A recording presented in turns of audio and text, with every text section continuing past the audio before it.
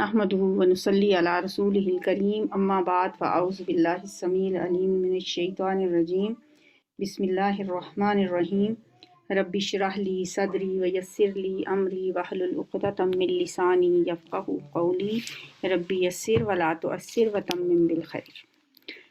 सूरह अहज़ाब की हमने 8 आयत कल पढ़ी थी। आज अल्हम्दुलिल्लाह हमने इसका अगला लेसन 9 से 16 तक का अगली 8 आयत पढ़नी है। बिस्मिल्लाहिर्रहमानिर्रहीम। या अय्युहल्लज़ीना आमनुज़्कुरू नेमतल्लाहि अलैकुम, ए ईमान वालो। या अय्युहल्लज़ीना आमनू, ए लोगो जो ईमान लाए हो, याद करो नेमतल्लाहि, अल्लाह की नेमत, अलैकुम, अपने ऊपर, यानी जो तुम पर है। इज़ जाअतकुम, जब आए तुम पर, चढ़ आए तुम पर, जुनूदुन, जुनदुन की जमा जुनूद, लश्कर, कई लश्कर। फ़अरसलना, तो हमने भेज दी, अलैहिम, उन पर, रीहन, हवा, सख्त हवा, व जुनूदन, और ऐसे लश्कर, लम तरौहा, के नहीं तुमने देखा उनको, यानी फरिश्तों के। वकान अल्लाह, और है अल्लाह ताला, बिमा, साथ उसके, जो तामलूना, तुम अमल करते हो, बसीरा, देखने वाला। यहाँ से लेकर अब आगे दूसरे और तीसरे रुकू में ग़ज़वा अहज़ाब का जिक्र है। मदीना आकर नबी सल्लल्लाहु अलैहि वसल्लम को यके बाद दीगरे 3 जंगों का सामना करना पड़ा। 2 हिजरी में जंग बदर, 3 में जंग उहद और 5 हिजरी में जंग खंदक जिसको कहा जाता है, और ग़ज़वा अहज़ाब भी और ग़ज़वा खंदक भी उसको कहा जाता है। ये 5 हिजरी में रूनमा हुआ और इसमें सूरह अहज़ाब जो है, इसमें इसका दूसरे और तीसरे रुकू में इसी ग़ज़वे का जिक्र है। इस जंग में जो सबसे इम्पोर्टेंट रोल प्ले किया वो यहूदियों के कबीले बनु नज़ीर के सरदारों ने किया। यहूद के 3 कबीले मदीना में आबाद थे, बनु नज़ीर, बनु कुरैज़ा और बनु कैनका। जब जंग बदर हुई उसके बाद उसमें बनु कैनका ने बदअहदी की और बदर के बाद बनु कैनका को मदीना से जिलावतन कर दिया गया, क्योंकि इनके साथ मदीना आके नबी सल्लल्लाहु अलैहि वसल्लम ने जो मिसाक़े मदीना किया था उसकी रूह से इन पे ये लाजिम था कि हर मुसलमानों का दुश्मन इनका भी दुश्मन कंसिडर किया जाएगा और ये मुसलमानों के साथ मिल के उनका मुकाबला करेंगे। फिर उसके बाद 4 हिजरी में यानी 3 में उहद हुआ तो 4 हिजरी में जो बनु नज़ीर है उसको अहद शिकनी की सज़ा के तौर पे मदीना से निकाल दिया गया। मदीने से निकल कर ये लोग खैबर में जाकर आबाद हो गए थे। ना सिर्फ मुसलमानों से वो बदला लेना चाहते थे, बल्कि ये भी समझते थे कि अगर मुसलमानों को हम ख़त्म कर दें तो हम दोबारा मदीना आके आबाद हो सकते हैं। उन्होंने बड़ी कोशिश के साथ अरब के जितने भी मुसलमानों के मुखालिफ ग्रुप थे उनको मुसलमानों के ख़िलाफ़ इकट्ठा किया, उनको मदीना पर हमला आवर होने के लिए आमादा किया और कुरैश मक्का, नजद के बनु गतफान और भी अरब के बहुत से कबाइल जो थे वो उनकी बातों में आ गए और ये सब के सब मिलकर मदीना पर चढ़ आए और ये कोई 10,000 का लश्कर था, ये लोग जो मदीना पर जिन्होंने लश्करकशी की। अब मुसलमान तो तादाद में बहुत कम थे, इनके मुकाबले में 3,000 थे जिनमें मुनाफिकीन भी बहुत सारे थे। और फिर एक और बात ये कि मदीना के अंदर अब एक यहूदी कबीला रह गया था, बनु कुरैज़ा, जो उनका पिछला रिकॉर्ड है उसकी रूह से तो अब लगता था कि ये भी वही कुछ करेंगे जो उन्होंने किया। उनकी तरफ से भी बदअहदी का खतरा था। तो मुसलमानों की हालत काफ़ी कमज़ोर थी। अब ये किया आप सल्लल्लाहु अलैहि वसल्लम ने कि सहाबा से मशवरा किया कि क्या किया जाए, इतने बड़े दुश्मन का मुकाबला कैसे किया जाए। तो हज़रत सलमान फ़ारसी जो कि फ़ारिस के रहने वाले थे, उन्होंने मशवरा दिया कि हमारे यहाँ ऐसे मौके पे खंदकें खोद कर शहर का दिफा किया जाता है। चुनाचे नबी सल्लल्लाहु अलैहि वसल्लम ने उनकी اس بات کو پسند فرمایا، اور یہ جو ایران کا مخصوص طرز دفاع تھا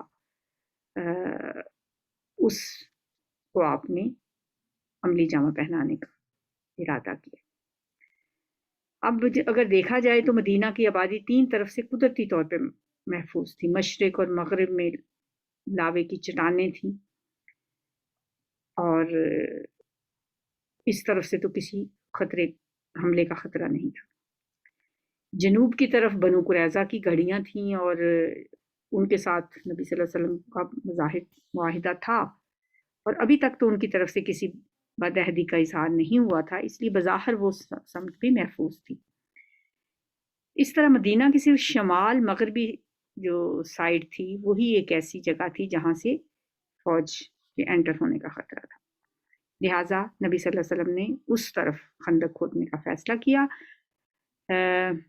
مقصد یہی تھا کہ کوئی بڑا حملہ، یعنی گھوڑ سوار جو ہیں وہ مدینہ میں داخل نہ ہو سکے۔ انفرادی طور پہ اگر کوئی خندق عبور کر بھی لیتا ہے تو اس کے ساتھ نپٹا جا سکتا ہے۔ حضور کے حکم سے خندق کی کھدائی کا کام شروع کر دیا گیا۔ 6 دن کے اندر اندر مسلمانوں نے انتہائی محنت کے ساتھ خندق کھود کے تیار کر دی۔ اب صرف خندق ہی کھودنا ایک کام نہیں تھا، بہت ایک طرح سے مسلمانوں پہ ہر طرف سے ایک ٹینشن کا ماحول تھا۔ ایک تو موسم بہت سخت تھا، شدید سردی تھی، دوسری قحط والے حالات تھے، یعنی مسلمانوں کے پاس جو سامان کھانے پینے کا وہ بھی بہت زیادہ نہیں تھا۔ بھوکے پیٹ یہ خندق کھود رہے تھے مسلمان، اور پھر اتنے بڑے لشکر کا سامنا، پھر منافقین کی اتنی بڑی تعداد ان کے اندر موجود تھی جو کہ حاسدین کے سانپ کی حیثیت رکھتے تھے۔ پھر ایک طرف بنو قریظہ کی طرف سے بدعہدی کا بھی خطرہ تھا، یعنی یوں سمجھیں کہ مصائب کا ایک سمندر تھا جو کہ مسلمانوں کو جسے عبور کرنا تھا۔ اللہ نے اہل ایمان کے صبر اور امتحان کے لیے بہت ہی سخت اور خوفناک صورتحال پیدا کر دی۔ اب ان حالات میں ایک شخص نعیم بن مسعود جن کا نام ہے، وہ بنو غطفان قبیلے سے تعلق رکھتے تھے، وہ نبی صلی اللہ علیہ وسلم کے پاس آئے اور عرض کیا کہ میں اسلام قبول کر چکا ہوں، مگر اس بارے میں ابھی تک میں نے کسی کو بتایا نہیں، اگر آپ مجھے اجازت دیں تو میں بڑی آسانی سے آپ کی مدد کر سکتا ہوں۔ وہ اس طرح کے بنو قریظہ جو تھے وہ اندر سے ان کے ساتھ دشمنوں کے ساتھ مل چکے تھے۔ جو بنو نذیر کا یہودی سردار حی بن اخطب تھا، وہ بنو قریظہ کے پاس آیا تھا اور انہیں مسلمانوں کے ساتھ بدعہدی کرنے اور اس نے آمادہ کر لیا تھا۔ تو اس صورتحال میں نعیم بن مسعود نے کہا کہ میں ان کے درمیان، بنو قریظہ کے درمیان اور دشمنوں کے درمیان ایک پھوٹ ڈلوا سکتا ہوں۔ لہٰذا وہ بنو قریظہ کے پاس گئے اور انہیں سمجھایا کہ دیکھو محمد صلی اللہ علیہ وسلم کے ساتھ تمہارا معاہدہ ہے، اگر تم ان سے عہد شکنی کر کے حملہ آور قبیلوں کا ساتھ دو گے تو ہو سکتا ہے کہ تم اپنی توقعات کے مطابق مسلمانوں کو ختم کرنے میں کامیاب ہو جاؤ، شاید، لیکن اگر ایسا نہ ہوا پھر سوچو کہ تمہارے ساتھ تمہارا کیا بنے گا، یہ ہو تو سکتا ہے نا۔ ایسی صورت میں یہ لوگ تو محاصرہ اٹھا کر چلتے بنیں گے اور تمہیں مسلمانوں کے رحم و کرم پہ چھوڑ جائیں گے۔ اس لیے بہتر یہ ہے کہ اگر تم ان کا ساتھ دینا ہی چاہتے ہو نا تو پہلے تم لوگ اپنی حفاظت کی ضمانت کے طور پر ان سے کچھ افراد بطور یرغمال مانگ لو، ان سے کہو کہ ہم تمہارا ساتھ مسلمانوں کے خلاف تب دیں گے اگر تم کچھ بندے ہمارے پاس اپنے بطور یرغمال بھیج دو۔ اچھا، ان سے یہ بات کی بنو قریظہ سے۔ پھر نعیم بن مسعود گئے حملہ آور قبیلوں کے پاس، ان کے سرداروں سے جا کے کہا کہ بنو قریظہ تم لوگوں سے مخلص نہیں ہے، وہ تم سے کچھ آدمی بطور یرغمال مانگنے کا منصوبہ بنا رہے ہیں تاکہ تمہارے آدمی مسلمانوں کے حوالے کر کے انہیں اپنی وفاداری کا یقین دلا سکیں۔ میں تمہیں اندر کی بات بتا رہا ہوں۔ اب جب ان کو جا کے یہ بات کی اور ساتھ یہ بھی کہا کہ ان سے خبردار رہنا، کسی قیمت پر بھی اپنے بندے ان کے سپرد نہ کرنا، تو یہ باتیں جب انہوں نے سنی، اب ان کے اور بنو قریظہ کے درمیان تو معاہدہ ہونے ہی والا تھا، لیکن جب یہ باتیں انہوں نے سنی تو ان کے اندر بد اعتمادی کی فضا پیدا ہو گئی، مسلمانوں کے خلاف ایک انتہائی خطرناک جو منصوبہ تھا وہ ناکام ہو گیا۔ تو اب دیکھیں جنگ میں ایک نبی صلی اللہ علیہ وسلم کا فرمان بھی ہے، الحرب خدعۃ، جنگ کے اندر اس طرح کی جو باتیں ہوتی ہیں نا وہ جائز ہوتی ہیں، الحرب خدعۃ، جنگ دھوکہ ہے۔ تو خیر ایک طرف تو بنو قریظہ کی طرف سے ان کو حملہ آور قبائل کو جو امید تھی کہ وہ ہماری مدد کریں گے، وہ امید ان کی ختم ہو گئی۔ دوسری طرف موسم کی شدت اتنی سخت تھی، اتنے برے حالات تھے کہ انہوں نے اس کا سامنا ان کے لیے بہت مشکل ہو رہا تھا۔ پھر رست کی کمی تھی، کھانے پینے کی چیزوں کی بہت قلت ہو گئی تھی۔ 1 مہینہ یہ محاصرہ رہا۔ اب ان کی تو نوبت یہ آ گئی تھی کہ اپنے ہی وہ جانور ذبح کر کر کے کھانے لگے تھے، وہ جو جنگی اونٹ ان کے پاس تھے۔ اور پھر اوپر سے ایک رات اللہ کی طرف سے ایک شدید آندھی آئی جس سے ان کے کیمپ کی ہر چیز درم برم ہو گئی، خیمے اکھڑ گئے، کھانے کی دیگیں الٹ گئیں، جانور دہشت زدہ ہو گئے۔ اب یہ غیبی مدد تھی مسلمانوں کی، اب اس موسمی حالت کے سامنے ان کی ہمتیں جواب دے گئیں، اور اسی افراتفری کے عالم میں یہ تمام قبائل بھاگ گئے وہاں سے۔ یہ 1 مہینہ یا 25 دن کہا جاتا ہے یہ محاصرہ جاری رہا، اور یہ مسلمانوں کے لیے انتہائی سخت امتحان تھا، لیکن اللہ نے انہیں اس میں سرخرو کر دیا۔ اور دوسری طرف اس سخت گھڑی میں منافقین کے نفاق کا پردہ بھی چاک ہو گیا، اور ایک ایک منافق کا جو اندر جو کچھ ان کے دلوں میں تھا ان کی زبان پہ آ گیا۔ تو اب ہم آغاز کرتے ہیں ان آیات کا۔ اب ان باتوں کے بعد آپ کو بہت اچھی طرح سے سمجھ آئیں گی آیات۔ تو جو منافقین کے بارے میں تو اللہ تعالیٰ نے ایک جگہ پہ سورہ انفال میں بھی فرمایا نا، تاکہ اللہ ناپاک کو پاک سے چھانٹ کر الگ کر دے، لیمیز اللہ الخبیث من الطیب۔ اور اسی طرح سورہ عنکبوت کے پہلے رکوع میں یہی اصول اور قانون جو ہے، اس قانون کو اللہ تعالیٰ نے ان الفاظ میں بیان فرمایا ہے، فَلْيَعْلَمَنَّ اللَّهُ الَّذِينَ صَدَقُوا وَلْيَعْلَمَنَّ الْكَاذِبِينَ۔ چنانچہ اللہ ظاہر کر کے رہے گا ان کو بھی جو اپنے ایمان میں سچے ہیں اور ان کو بھی جو جھوٹے ہیں۔ تو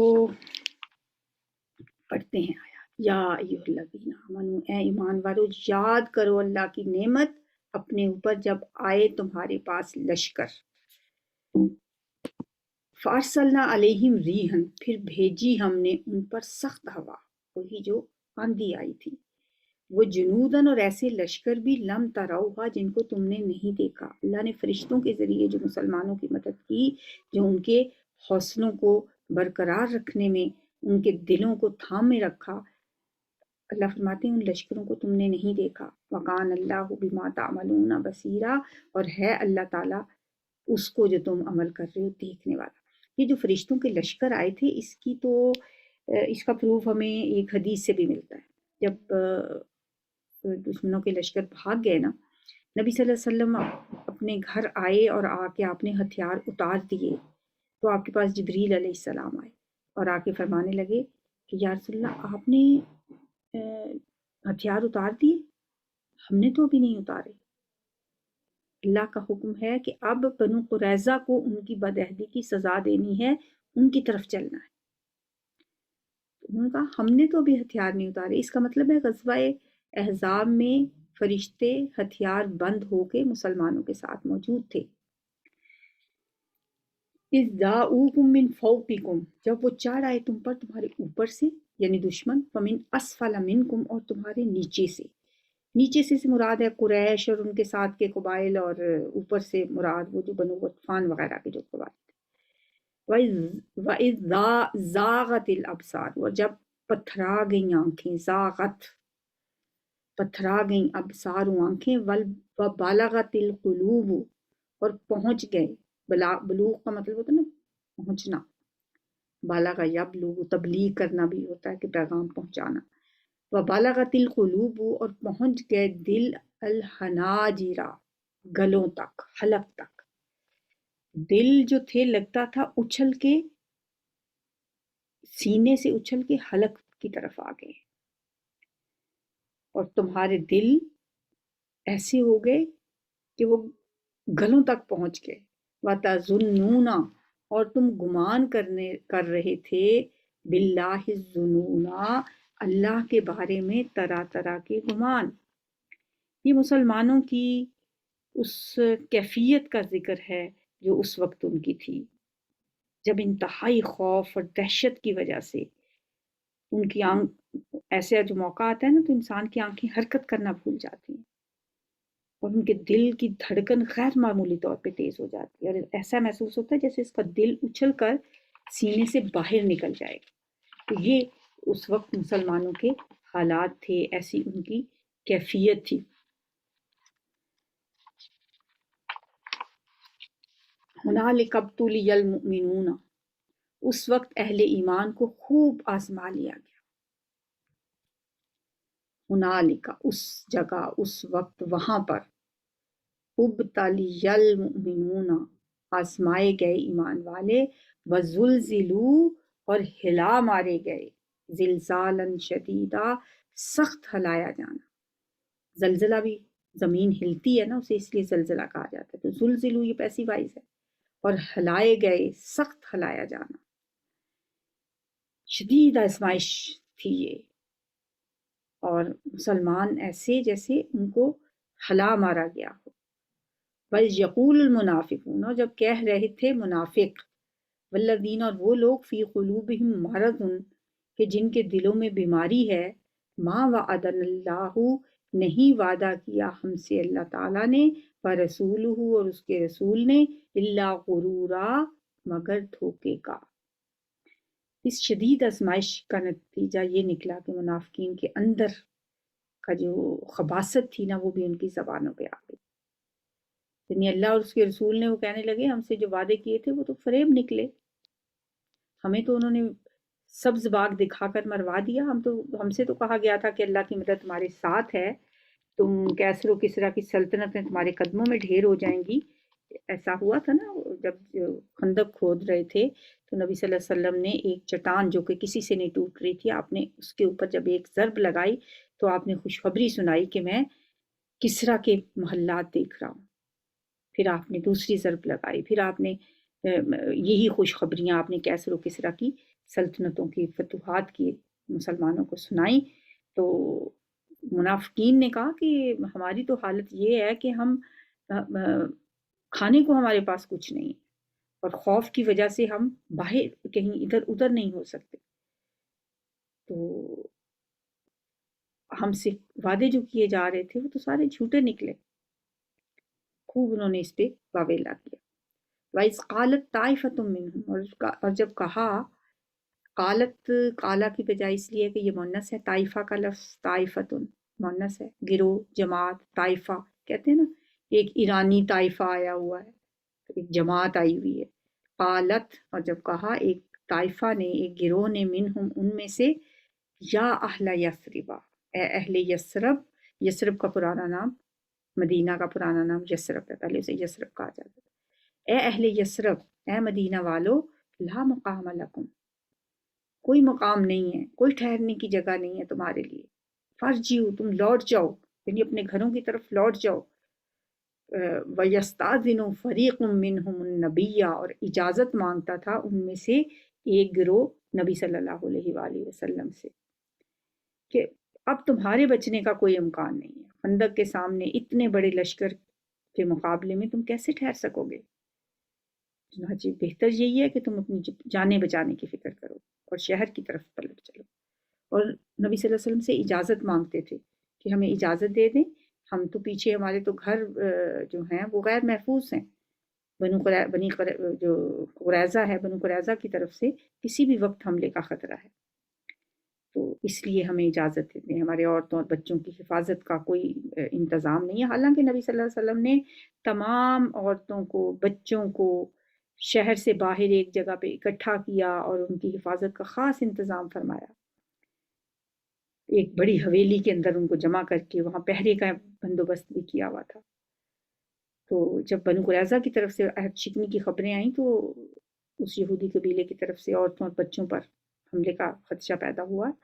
تو اس صورت میں منافقین بار بار آ کر نبی صلی اللہ علیہ وسلم سے اس بہانے واپس اپنے گھروں کو جانے کی اجازت مانگتے تھے کہ اب ان کے گھر غیر محفوظ ہو گئے ہیں، اب ان کے اہل عیال کو شدید خطرہ ہے، ہمیں اجازت دے کہ ہمارے گھر غیر محفوظ ہیں. یقولون، وہ کہتے تھے، انا بیوتنا عورہ، بے شک ہمارے گھر غیر محفوظ ہیں.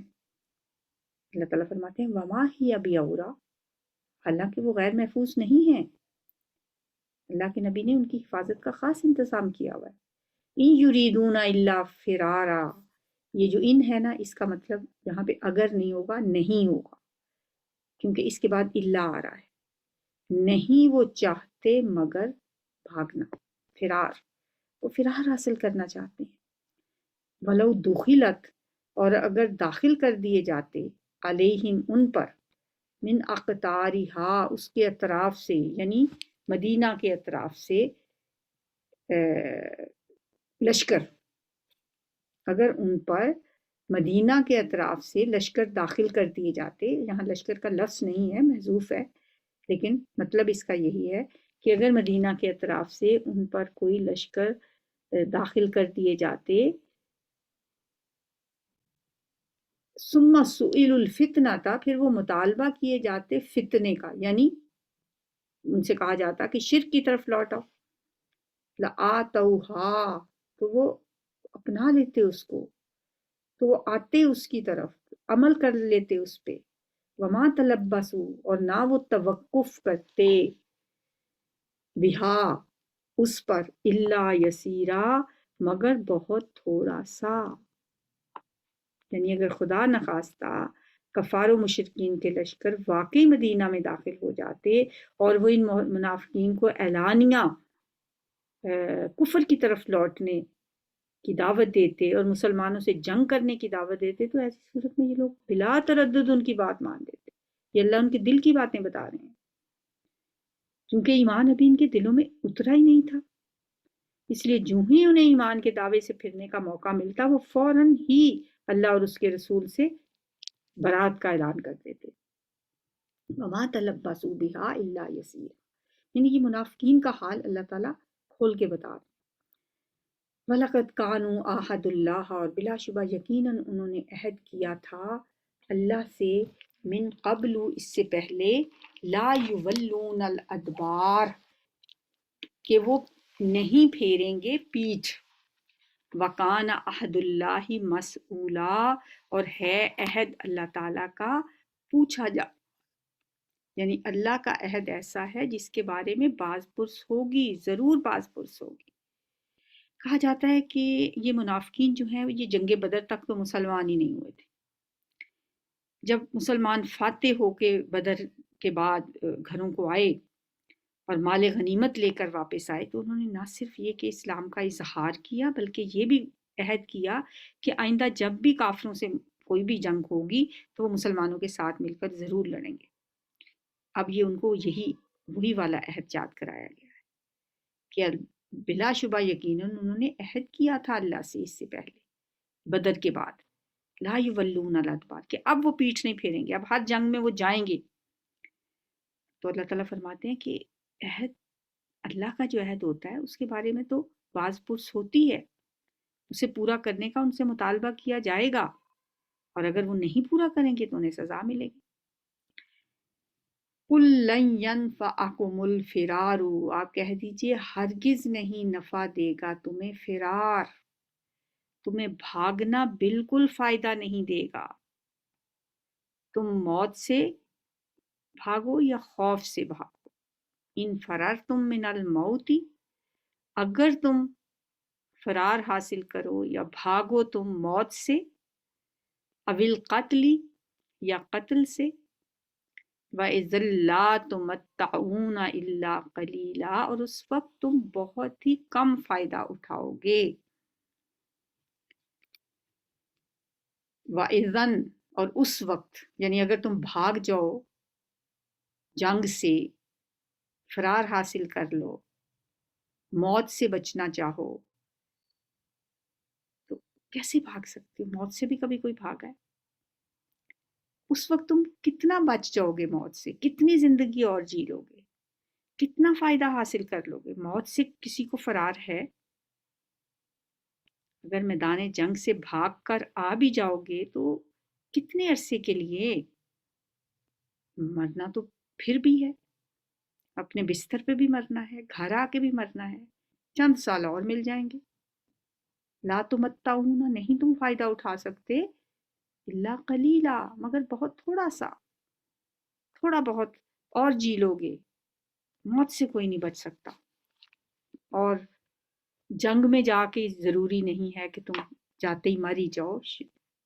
حضرت خالد بن ولید ساری زندگی ان کی جنگوں میں گزری. جسم کا کوئی حصہ ایسا نہ تھا ان کا جس پہ کوئی زخم نہ آیا ہو، لیکن موت ان کو اپنے گھر میں آئی. وہ کسی جنگ میں شہید نہیں ہو سکے. تو یہ منافقین کا کردار یہاں پہ بتایا گیا ہے. یہاں پہ جنگ کے واقعات تھوڑے سے ابھی ہم نے 8 آیتیں پڑھی ہیں، آگے بھی انشاءاللہ اس کو جاری رکھیں گے. اس جنگ میں ایک حضرت علی کے ساتھ ایک ان کے بہت مشہور ایک ان کا جنگجو تھا جس کا نام عبدو تھا یا عبد ود تھا. مشرکانہ نام ان کے بھی ہوتے نا، ود، سوا، یغوث، یعوق اور نصر. یہ ان 3 بزرگوں کے بھی نام ہیں جو حضرت نوح علیہ السلام کی قوم کے تھے اور بعد میں انہوں نے ان کے بت بنا لیے تھے. ہو سکتا ہے ان کے نام پہ عبدو ود اس کا نام ہو. ویسے عبدو میں تو پہلے پڑھتی رہی ہوں یہ نام. تو وہ خندق عبور کر کے آ گیا تھا. بہت ہی وہ بہادر سمجھا جاتا تھا، پورے عرب کا مانا ہوا شہ سوار.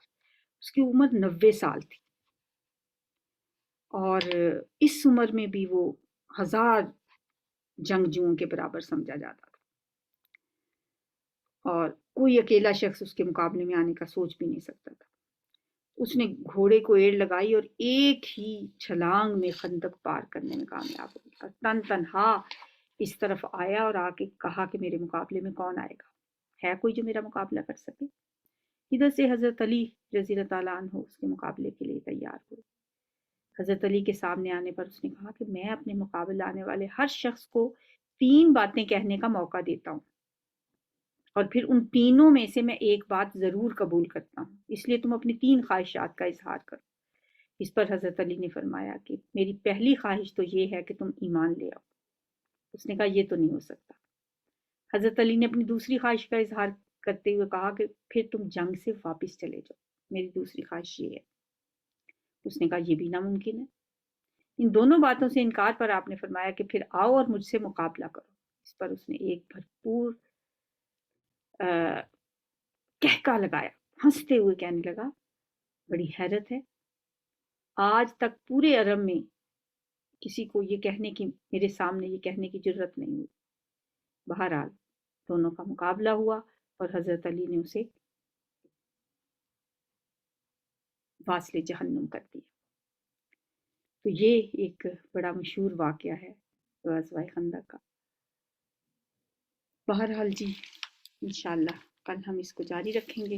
اللہ تعالیٰ سے دعا ہے کہ وہ ہمیں قرآن پڑھنے، پڑھانے اور اس پہ عمل کرنے کی توفیق عطا فرمائے اور ہمارا یہ عمل قبول فرمائے اور اسے ہمارے لیے، ہمارے ماں باپ کے لیے صدقہ جاریہ بنائے اور اسے ہمارے بچوں کے دلوں میں بھی یا اللہ قرآن کی شمع روشن کرتے. ہمارے جتنے طالب علم ہیں، اسٹوڈنٹس ہیں، یا اللہ انہیں قرآن کو ان کے دلوں کی بہار بنا دے، ان کے سینوں کا نور بنا دے، ان کے دکھوں کو دور کرنے کا ذریعہ بنا دے.